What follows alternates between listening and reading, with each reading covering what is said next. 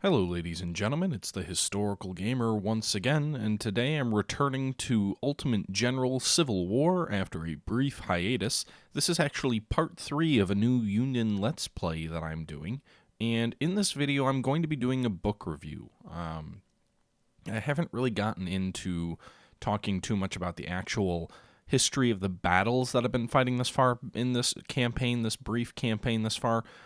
Most of the battles have been ahistorical fights, so you're not really missing any real history because we haven't actually fought any historical battles.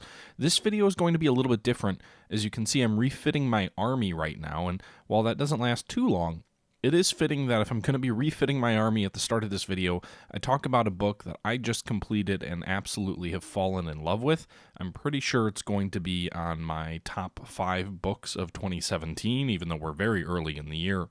And as I'm alluding to, it actually has something to do with supplying armies and with weapons and munitions.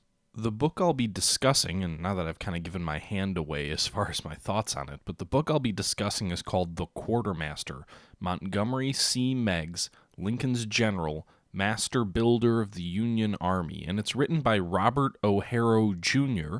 It was published in October of 2016, so I know I've done some books that have been a little bit older, been out on the market for a while. This is not one of those. This is a book that's been out for less than 6 months. It came out just a couple months ago, and I just finished it, and it's a really interesting book. It's basically a biography of Montgomery C. Meigs, who was the Quartermaster General of the Union Army during the Civil War, but he was so much more than that to the Union as well. And I'll get into that in a moment. First of all, I do want to apologize. I know January I had done a great job of keeping videos coming out daily.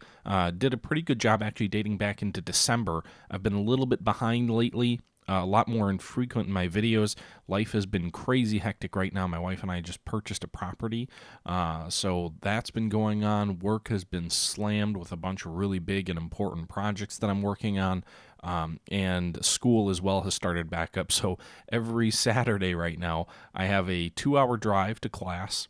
I'm working on my MBA right now. I have a 2-hour drive to class. I have a 6-hour once a week Saturday class, and then I have a 2-hour drive home. So 10 hours of my day are eaten up either in the car or in class, and I'm waking up at 5 in the morning to do this. So by the time I get home, I'm just not really in a mood to do anything. So that's really been killing, a big part of my weekends, and then all these other things going on has been, hampering my ability to do much in the way of gaming. But again, I have read this book. I've just devoured it in a couple of days, and I wanted to talk about it. So as I said, the book is called The Quartermaster. It's about Montgomery C. Meigs, and it's written by Robert O'Hara Jr. The book starts, well, first of all, let's go ahead and talk about what is a quartermaster. If you're not familiar with it, a quartermaster is essentially the individual in the military that is in charge of providing supplies and getting resources to the battle. So the quartermaster general of the army, for example, would be in charge of acquiring equipment, acquiring muskets, acquiring rifles. Everything you see me doing in the game right now is the quartermaster's responsibility. Getting reinforcements from point A to point B, getting troops equipped with weapons, getting troops equipped with coats or uniforms or what have you, making sure that ammunition is available to the army as it moves, managing the wagon trains that supply the army. Essentially, when you think of supply, it's the quartermaster, but it's also more than that. It's the purchase of this equipment. So the quartermaster general is in charge of acquiring weapons, making contracts with suppliers for coats, for shoes, for weapons, and making sure that all the necessary instruments of war are brought into the possession of the military and then provided to the military so that they can fight effectively. In essence, the quartermaster is the individual behind the scenes that makes a modern army able to fight. I know generally when we think of especially Civil War history, we don't typically talk, if ever, about the vast supply chains and the infrastructure that was necessary to support these massive armies on both sides. But the quartermasters were the ones that made it possible, and they really don't get their due in terms of history, especially in the Civil War, which is often referred to as that first modern war, that first war that saw the use of an industrialized state taking its full potential, its full resources, and putting it out into the field of battle. Again, the Quartermaster was instrumental in this. And just as the Civil War was groundbreaking in many technological and military tactics ways, showing some foreshadowing of the American Civil War toward its end, it also was a groundbreaking war in terms of the needs put on a quartermaster and the supply chain in general. So this was an interesting book because I don't think I've ever seen a book before that really talks about logistics or about the Civil War from a quartermaster perspective. The book doesn't actually talk a ton about the logistics of getting wagons from point A to point B. There is some of that. It doesn't talk a ton about the negotiations that occurred for purchasing weapons, although it does talk about that somewhat. What the book really is a biography of the life of Montgomery C. Meigs. So I'm not going to spoil everything in this review because I really recommend picking it up and reading it for yourselves. But what I will say, and if you are interested, there is a link in the description below. It's an affiliate link, so if you buy it, I get a cut. If you don't want to do that, just go to Amazon directly rather than clicking through my link. I'm not pushing this on you because, it's I'm trying to make an extra buck.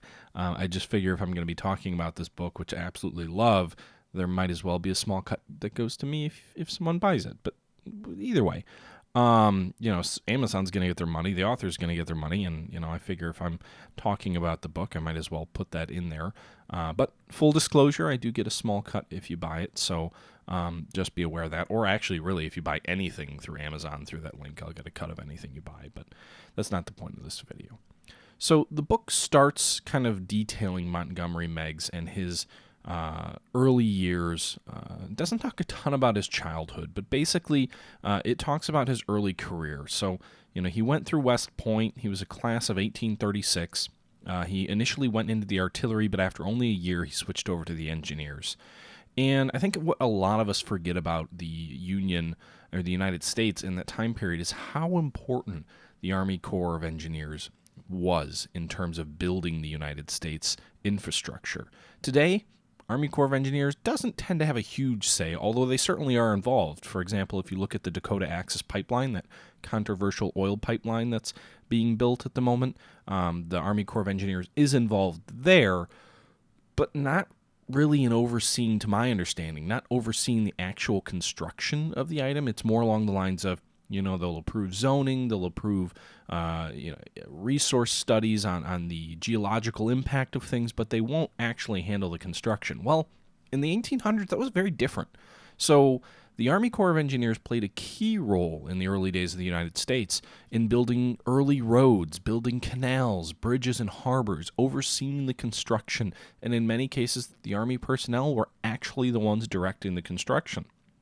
The Army Corps of Engineers built the longest highway in the nation at the time. It was called the Cumberland Road.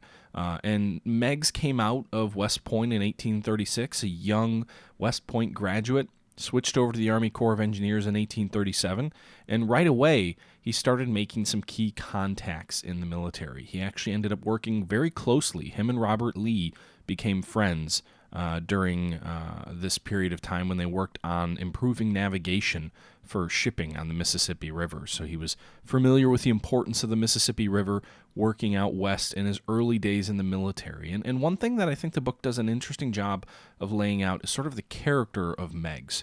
I have a few quibbles with the early book.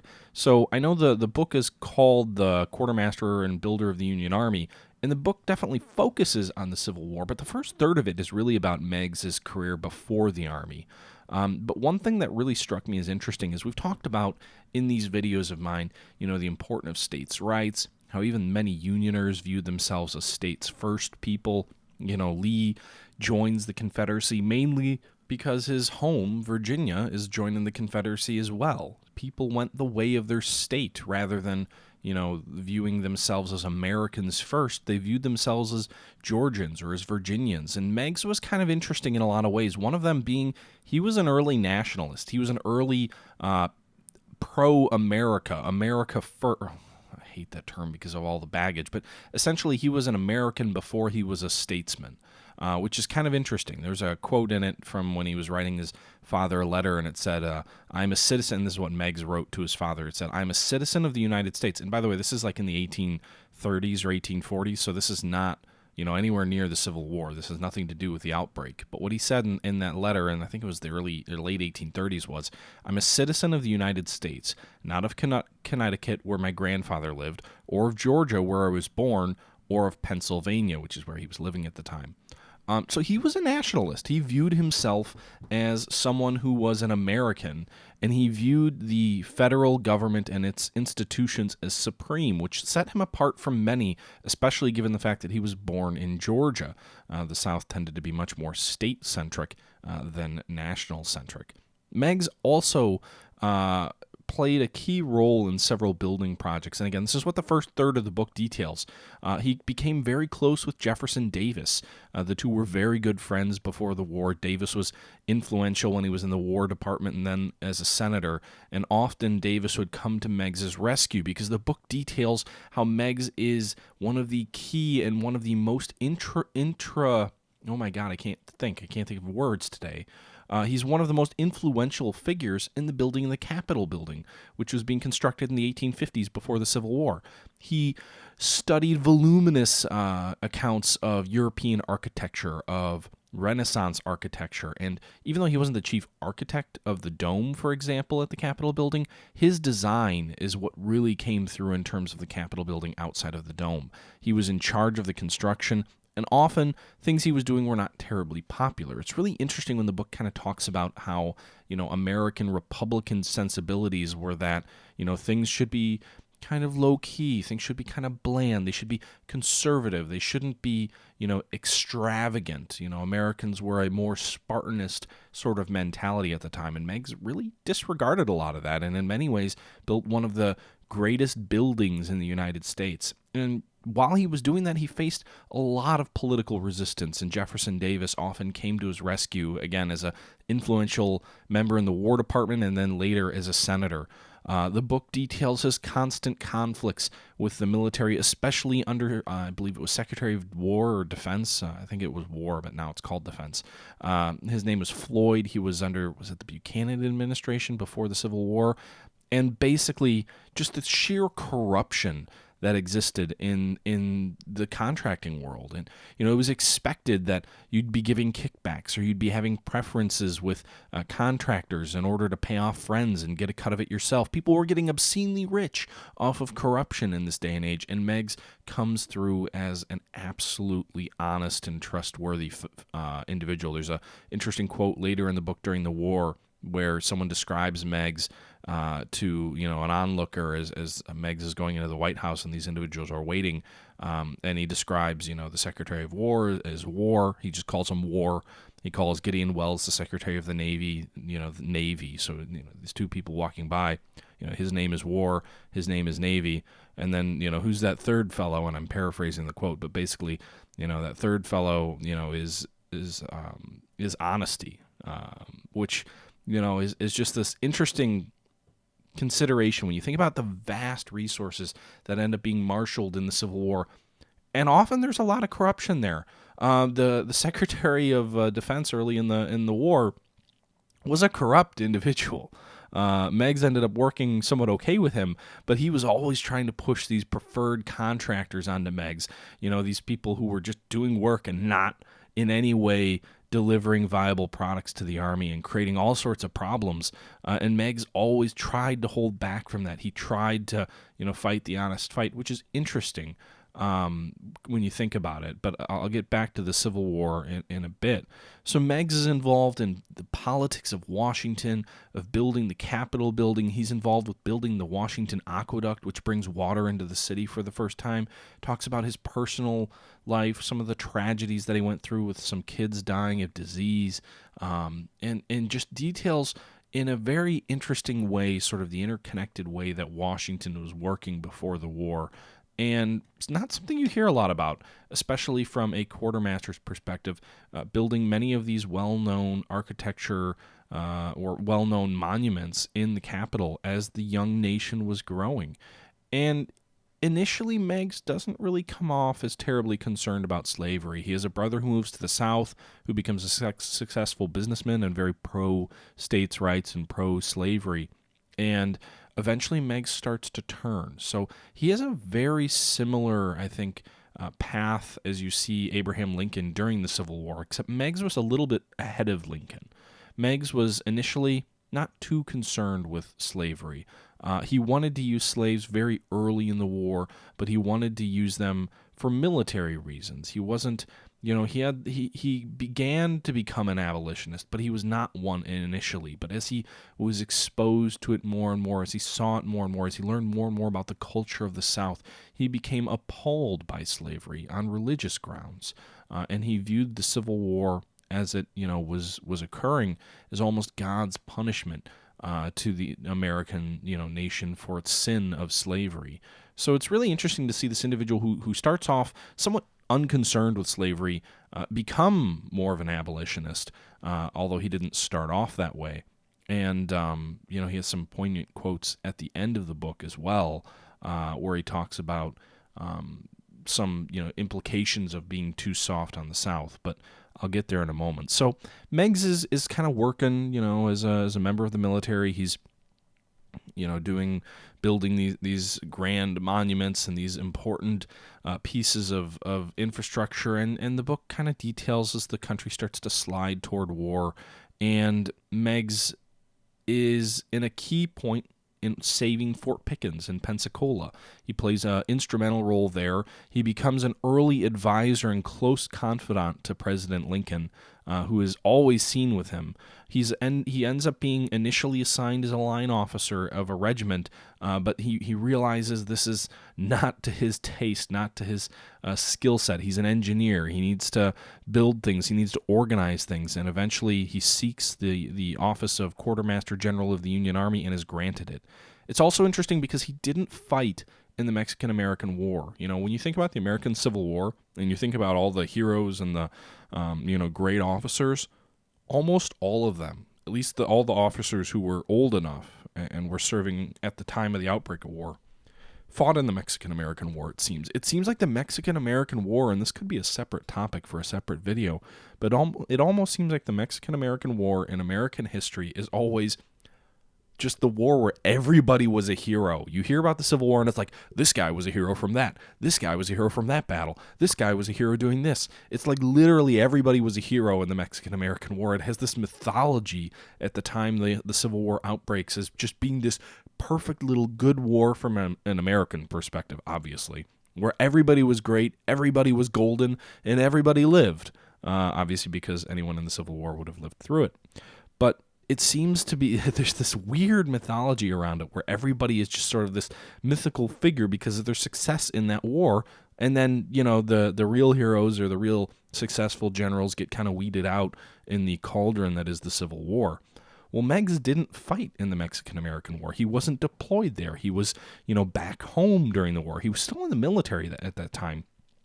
But he was busy working on civil, engineering projects, and he regretted that. He felt like he had missed the boat, that he had missed his opportunity to shine. The book portrays him as a very ambitious person who wanted to be remembered. He wanted to have a legacy that would live on, and that people would remember his greatness, he believed he was great.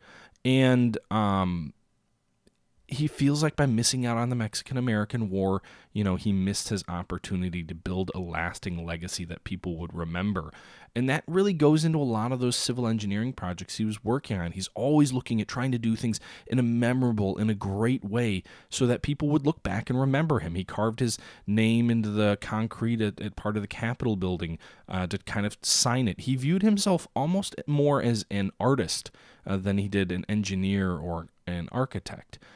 Which is, again, an interesting way of looking at it. So the Civil War comes around, and he ends up lobbying for and getting posted to the Quartermaster General's office after, as I said, playing an instrumental role in saving Fort Pickens.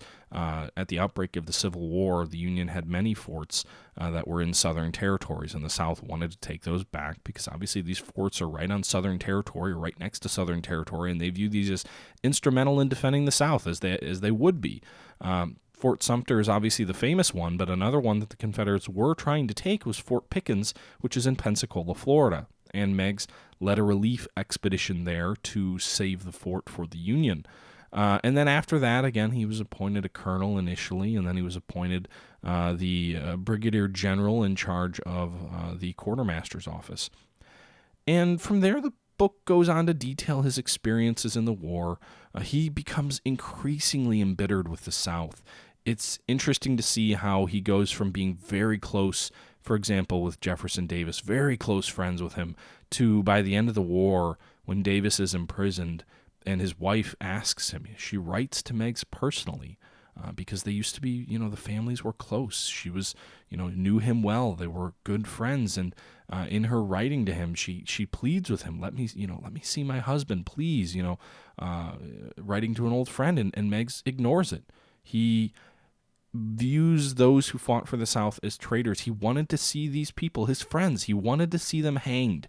He viewed the American decision, or Lincoln's decision, to go south or go soft on the South is a grave error. In fact, there's a quote which I think is fitting and held up very well in the United States for quite some time.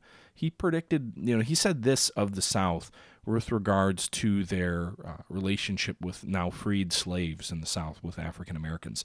Meigs said this just after the war. He said about the South, "They cannot enslave, but they will outrage and oppress. Their hearts are not changed." I don't think there's any way to say except that he was spot on for quite some time about the attitude of the South. I mean, the South is interesting in that, it continues, it builds that lost cause mythology up where it's, basically a noble war that they could never have lost. And then you go into Jim Crow and you've got a whole bunch of baggage there in the South that I'm not really trying to make any political statements here. I don't think you can argue that, for a long time, the South was not defeated in its own mind, or if it was defeated, it was not regretful of the attempt to break away, and many still are not. But without, discussing that, I think at the very least you have to acknowledge that quote was pretty accurate and probably pretty prescient for its day. Meigs, throughout the war, established himself as a capable organizer. I don't want to detail too much. Again, I'm not trying to tell you everything in the book. If you're really interested in it and it sounds interesting, then go ahead and, check it out. But I think his perspective, the perspective of this individual is fascinating, because when we think about the Union supplies in the Civil War, we think of shoddy or horrible products that fell apart on first use. And this is the guy who's responsible for making sure equipment gets to soldiers first. And it paints a very positive picture of him. In fact, it almost paints too positive of a picture to be believable. It talks about how honest he is, how he, never takes shortcuts, how he always does the right thing. In that first part of the book, it got a little bit annoying, where it was like, all right, this guy doesn't even seem human. And then all of a sudden, when it starts going into the Civil War, while he's still very honest and doing, a hard work, it starts to talk about some of the flaws, some of the mistakes that he made during the war. His personality was not always, in sync with where it needed to be. He tended to overreact and fly into, fits of rage, and yet he was still incredibly capable. The Union Army's ability to always show up well-equipped was a testament to him. He was actually touring different armies during the Chickamauga campaign, and it was one of the few times he actually got to witness a battle, was during the Chickamauga campaign. He witnessed the Battle of Lookout Mountain from a distance, and I'm not sure if it was there. I think actually no. And then during Early's raid that got to Washington, to Fort Stevens, he actually held a small command and took his quartermaster soldiers and put him into the trenches guarding Washington as a decoy to try and prevent the Confederates from thinking Washington was as weak as it was. Another interesting fact, Meigs was instrumental in setting up Arlington National Cemetery. Again, I mentioned that he was good friends with Robert E. Lee, before the war. And the book talks about how, the need for a national cemetery and the fact that Lee's property had been seized as a somewhat vengeful act. He ensured that Lee's property would be turned into a national cemetery. And in fact, when some of the bodies were being buried too far away from the old Lee manor, he personally intervened to ensure that graves were put right up to the front step. Basically, his character is interesting. He becomes, and I've already mentioned this a few times, but he becomes almost a tragic figure, where all of these friends that he had, these relationships that he had going into the war, end up being destroyed, and he ends up becoming a bitter man who cannot forgive for what has occurred. And part of that is the tragic way in which his son was killed under suspicious circumstances. His son became a notable officer in the war himself, a graduate of West Point, an engineer like his father, top of his class, ends up becoming the chief engineer for General Sheridan during the Shenandoah Valley campaign, and killed under suspicious circumstances. Some claim by ununiformed Confederates who murdered him in cold blood. Others claim it was a legitimate military engagement and that even Meigs' son fired back. But in either case, this tragedy only further embitters him, and he's never able to fully recover from it. It's a sad story as well about someone who became, he was the quartermaster into the 1880s, long after the Civil War ended, until shortly before his death. Just this mountain, this incredible figure, and then despite everything that he did, all of his attempts to try and build a legacy, something that would be remembered, he fades away. He's not remembered. His legacy is gone.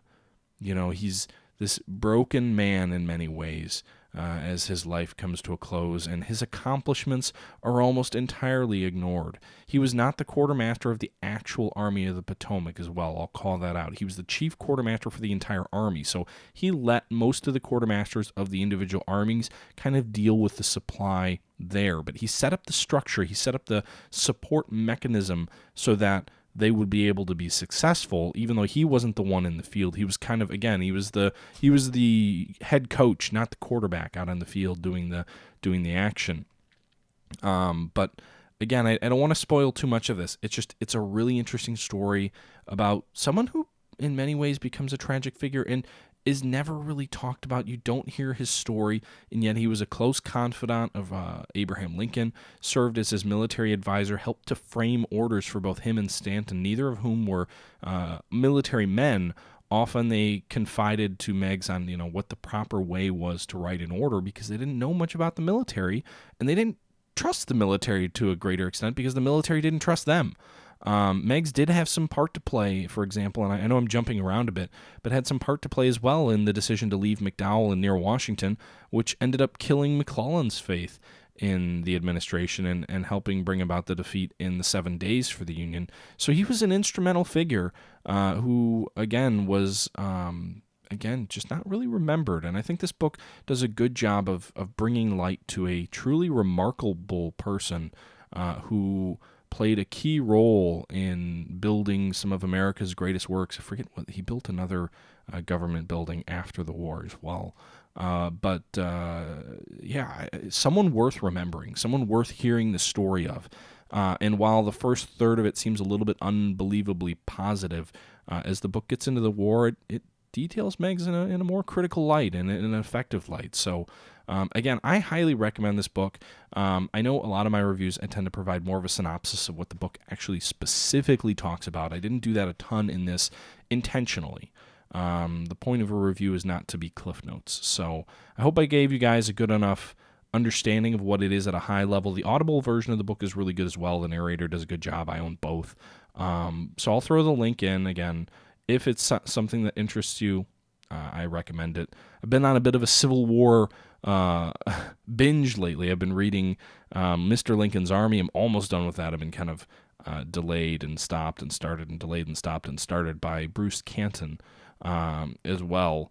And I was listening to the Shelby Foote books on Audible for a lot of my commuting recently. But overall, I've just been on a huge Civil War binge lately, and the Quartermaster about Montgomery Meigs is also a very worthy read. Again, it came out just last year, so it's a pretty new book. Man, that review came off a lot more positive and more of me trying to push this on you guys. So I hope it doesn't come off as me trying to push a product. It was just, I literally just finished this book before this recording, and I love it so much that I wanted to kind of share my enthusiasm for it. So I know I didn't talk really at all about the gameplay that was going on, but again, relevant, especially if you're thinking about the start of the war, to think about, supply and logistics. And maybe we'll talk a little bit more about that in other videos in the future as well, because that's a big part. And even games like this, moving the wagons around on the battlefield, making sure you have adequate supply, resources, and weapons going in. You're playing the quartermaster role in this game between battles. So, it's interesting. Anyway, as you can see here, guys, on this video, I have pushed the Confederates off Matthews Hill.